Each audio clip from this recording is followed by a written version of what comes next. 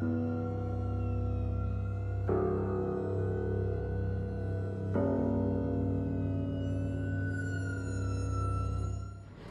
зараз знаходимося на даний час вже в мирному місті, але ви можете спостерігати, і якраз з цією ж метою ми тут знаходимося, щоб дати максимальне розуміння, до чого все це призвело, які ми отримали наслідки. Good afternoon, everyone. Today we would like to inform you and the entire world of the consequences of the Russian aggression. We are currently in a peaceful town, but you can see with your own eyes the consequences that the aggression led to. And this is why we are here today, to let everybody know about this. Крім тієї роботи, яку зробите ви сьогодні, ми ще намагаємось максимально зафіксувати цей стан, який ми отримали після бойових дій, і ми зробимо його максимально публічним і доступним для широкого загалу. In addition to the work that you personally are doing today, we on our side are also trying to document the current state of affairs as much as possible, and we will later be making it available to the wider public. Наші представники органів розслідування, які займаються якраз зараз кримінальними провадженнями, пов'язаними з збройною агресією, фіксують кожен окремий факт. Крім цього, ми спільно з групою експертів, які мають компетенції, це волонтери, які мають компетенції в частині створення панорамних зображень на місцевості. От ви можете спостерігати це обладнання. Паралельну роботу проводимо для того, щоб максимально зафіксувати це в реальному стані з прив'язкою до локації. І ми ці ресурси також зробимо публічними на Google Maps, на інших ресурсах, для того, щоб всі могли пересвідчитись і подивитись в порівнянні ті відзняті матеріали, які там були викладені 2-3 роки назад, яке це було місто, і що ми отримали зараз, що ми маємо, які наслідки на сьогодні. The members of our investigation team are documenting every fact, and they are working on this, and at the same time there are also volunteers with competencies to create panoramic view images, and you can see this equipment here that is designated for this, and these volunteers are helping us to create images that will later be also made public and uploaded to Google Maps and other resources, so that everybody would be able to compare what the city looked like 2-3 years ago and what it looks like now as a consequence of combat action and Russian aggression. Крім цього, з нами також сьогодні присутні представники служби з надзвичайних ситуацій, які займаються проблематикою визначення небезпечних зон, залишків тих боєприпасів, які не розірвані, які є небезпечними, їх вилученням, знешкодженням. Для цього також створений відповідний онлайн-ресурс, в якому громадяни можуть повідомляти про ті речі, які небезпечні, які вони виявляють, для вжиття заходів реагування. Цей ресурс також є публічний, про це окремо ще скажуть колеги про цю роботу. In addition, we have the representative of the State Service for Emergency Situation with us today, and they also have a public resource for uploading information about places where dangerous objects are found, and the representatives of the service will introduce this to you a little bit later, and they are also working on mapping these dangerous areas, dangerous districts that may pose danger to the public.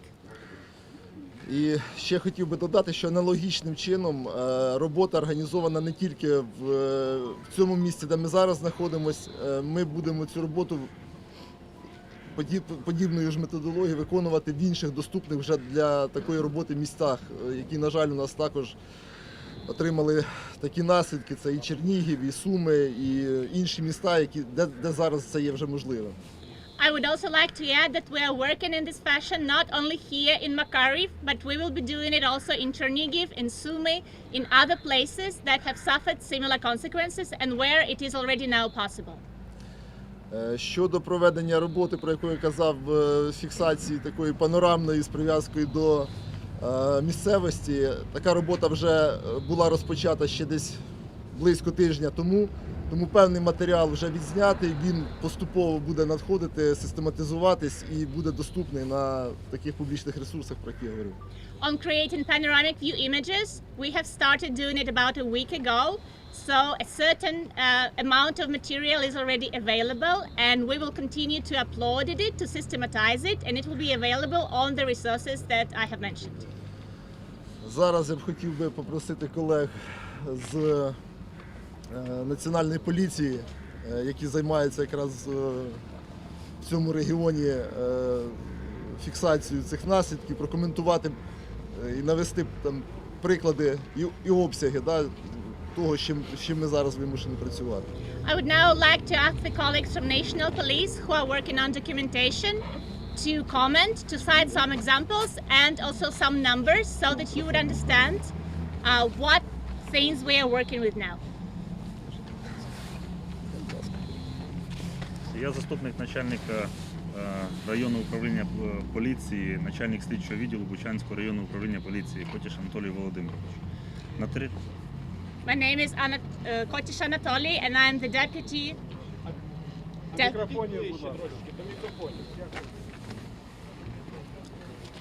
head of the regional police department of this region. На території Бучанського району зареєстровано більше 2000 кримінальних проваджень, вчинених російськими окупантами.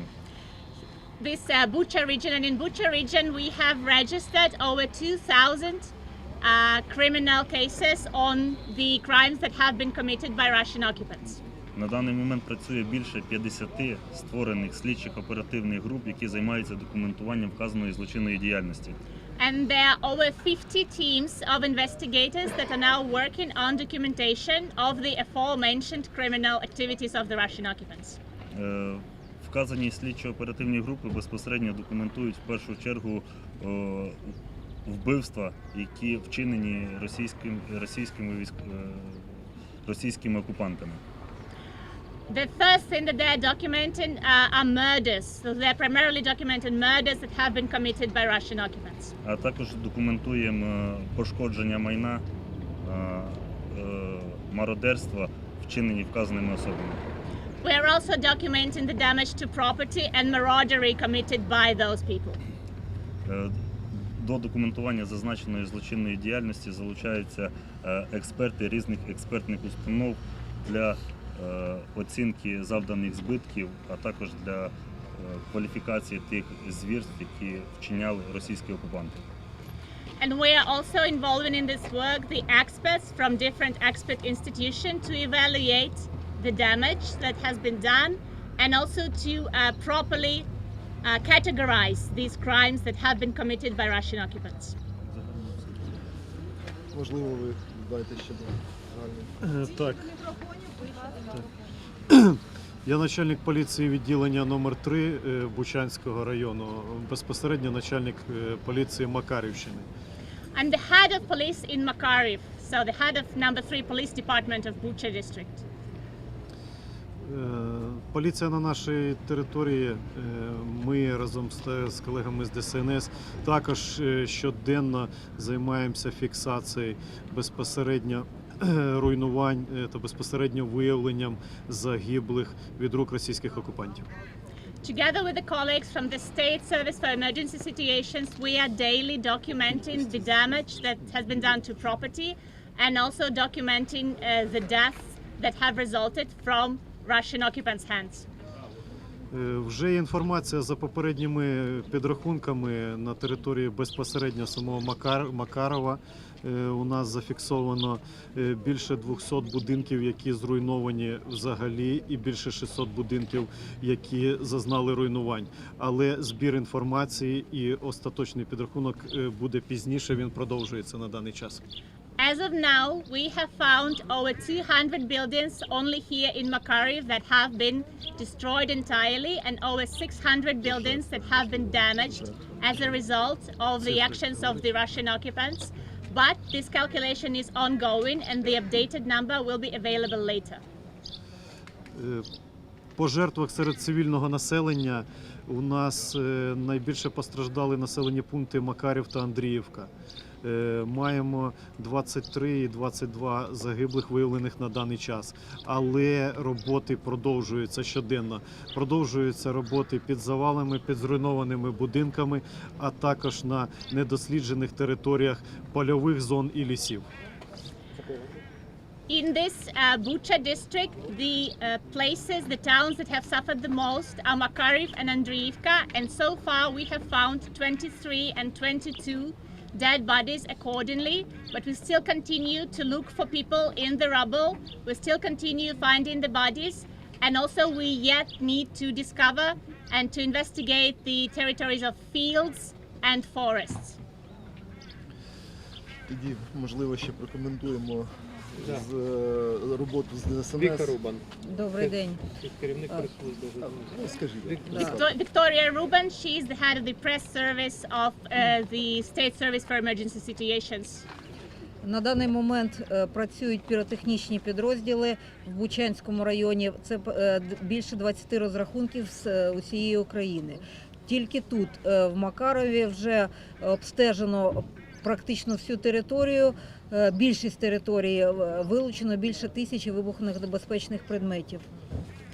We currently have over 20 units who came from entire Ukraine investigating this territory looking for explosives, and only here in Makariv we have already found over 1,000 of objects that are dangerous and could explode.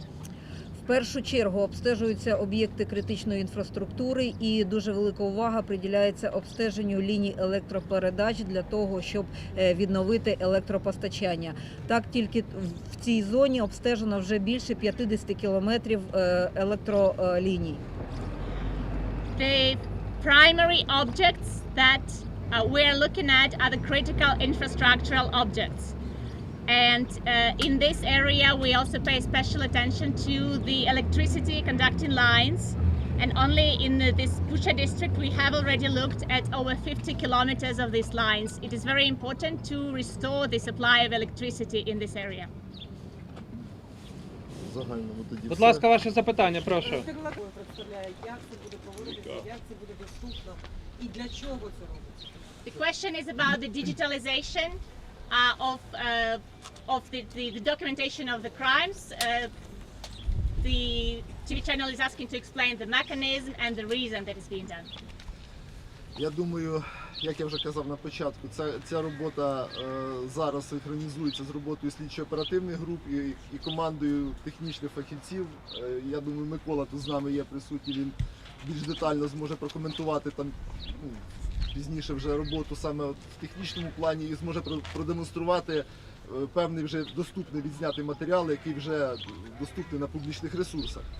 As I have already mentioned, we're now trying to synchronize the work of our investigators and the technical experts, the volunteers. Mykola, present here, will later be able to explain the technical side of it and also show you some of the footage and also where it is already publicly available. А щодо питання, для чого це робиться? Питання якраз, я на початку про це говорив, цей ресурс він буде публічний, там де не буде ніяких персональних даних, не буде даних про осіб, таке інше. Тобто саме зображення, сама картинка, ми її максимально будемо робити публічною, щоб всі це могли бачити. І це залишилось назавжди, щоб це ніде не втратилось. Так?